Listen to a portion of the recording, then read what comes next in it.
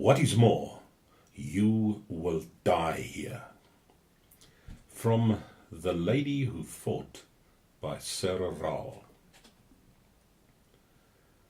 After the servant had gone, the commandant said I must prepare to go with them. They would be leaving early the next morning. I asked them what would become of my belongings.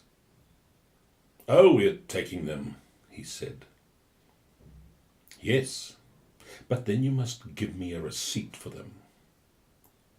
He agreed to this and gave me a receipt for £1,090, and they burnt the spider. I was very excited and thought to myself, "Toe maar, kakies. Now you can struggle to get the sheep out of the mountains. I've got my receipt." I hid the receipt in the hem of a large handkerchief. Luckily, they knew nothing about the other money I had on me. Soon I was all packed and ready, for in truth there was almost nothing to pack. The furniture didn't belong to me, and my possessions amounted to just a few things. They asked me when my brother was likely to come, and I said I couldn't understand why he hadn't turned up yet. By dusk, there was still no sign of the brother who, of course, was never intended to arrive. Suddenly the commandant came into the house, and I could hear from his footsteps that something had gone badly wrong. He entered the living room, absolutely livid, and with flaming eyes he sought me out. The moment he saw me, he came right up to me, almost poking my eyes out. So close was the finger he pointed in my face. He spat out the words, "You traitor, I'm going to send you to prison with severe punishment." I maintained my innocence and asked him what had happened. He paid no attention and continued to abuse me terribly. I was a liar, a traitor, a cheat. He was going to put me in prison, and so on. He also wanted to take back the receipt he had given, and said I wouldn't get a single penny. I could see that sweet talk would get me nowhere now, and I was becoming heated at all the abuse he was heaping on me. So I told him that I placed no value on the receipt he had given me anyway, and that I had already burnt it. I was actually extremely curious to discover what had happened. I called Train and found out from her that my brothers had sent a letter back. How they could have done such a foolish thing, I cannot to this day understand. In any event, they said in the letter that they would come that evening and teach the kakis a lesson. On the servant's return, the kakis took my brother's letter from him, and that was that. I knew now that my fate was sealed. I could expect only the worst, and prepared myself for Springfontein prison and its rice water. That same evening we trekked to the neighbouring farm of Vlakfontein. The next day the kakis joined battle with the Boer patrol, including my brothers. I could see nothing, but clearly heard the sounds of battle. I sat there, afraid that my brothers might die in the skirmish. They were such a small group, but at least they were sheltered in a good ridge Late that afternoon, 3 wounded khakis were brought back to the convoy. I knew nothing of the outcome of the skirmish, and only later asked an officer about the fighting. He answered bitterly, "You ask as if you don't know? It's all your hellish doing. You'll pay for it. We've shot all your people dead." "Where did you bury them?" I asked. "Bury them? We left them for the wild animals and the vultures," he answered. On hearing this shocking news, I turned quietly and climbed back into the wagon tent.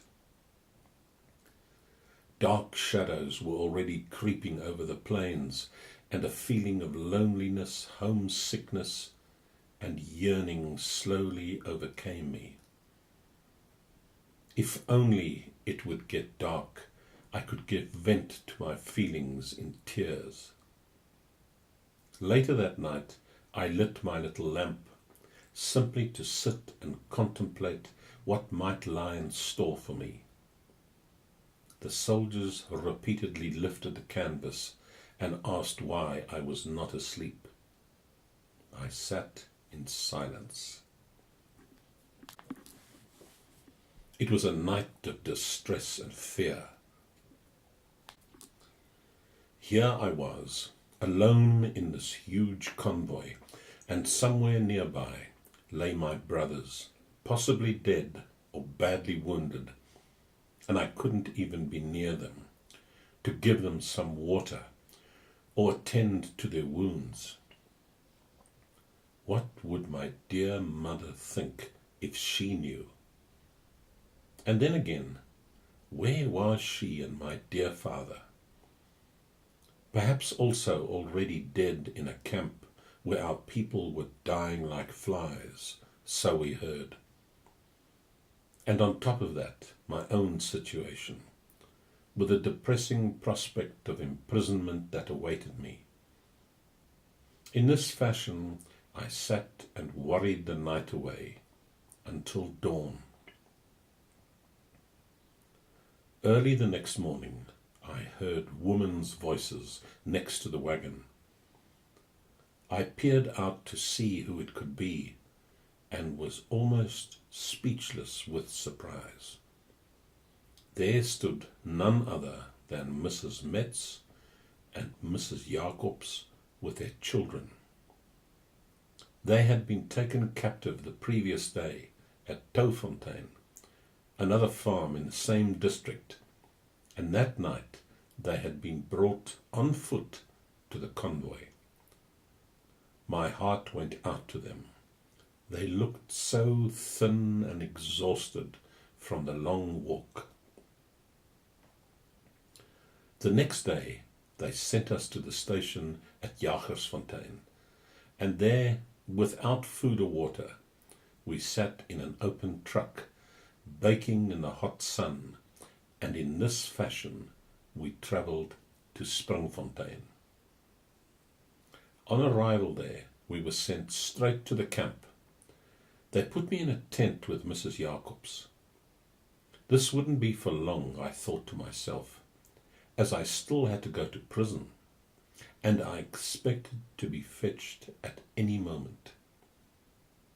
A few days went by, with me expecting to be hauled off to prison, but nothing happened. I began to take courage and to think they had forgotten about me. In the meantime, I keenly observed all aspects of camp life. It was too much for me, and I realized that I would never be able to endure it. The wretchedness was indescribable. The death and suffering of people and the terrible conditions they experienced would either drive me insane or be the death of me. Notwithstanding that things were so awful in the camp, there was nevertheless a section of our people who, unconcerned at the plight of their fellow Afrikaners, continued to live happily and pleasurably.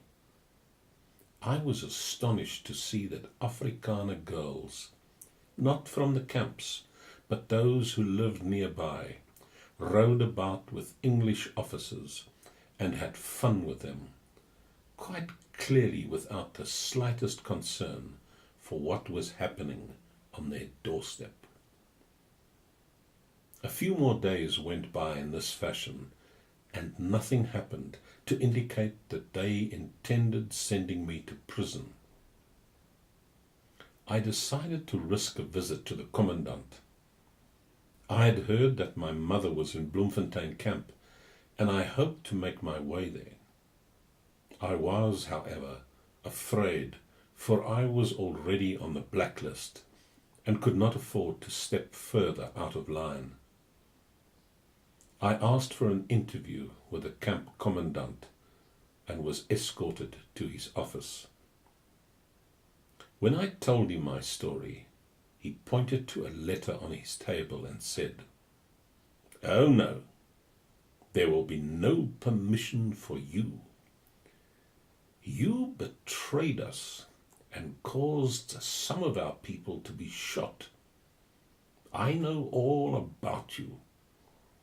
You will stay in this camp, and not once will you step over the perimeter. What is more, you will die here." That's what you think, I thought to myself. We would see. He asked me how many brothers I still had on commando. I said 4, and he then began abusing the burghers. "Those savage Boers, they don't fight. They just go around plundering, robbing and stealing." My blood grew hotter with each further abuse. Why could I not give vent to my feelings? So I blurted out, "No, they are brave men, but what are you? You're a woman's commandant. It's a scandal. There's neither skill nor honor in being a woman's commandant." This was too much for him.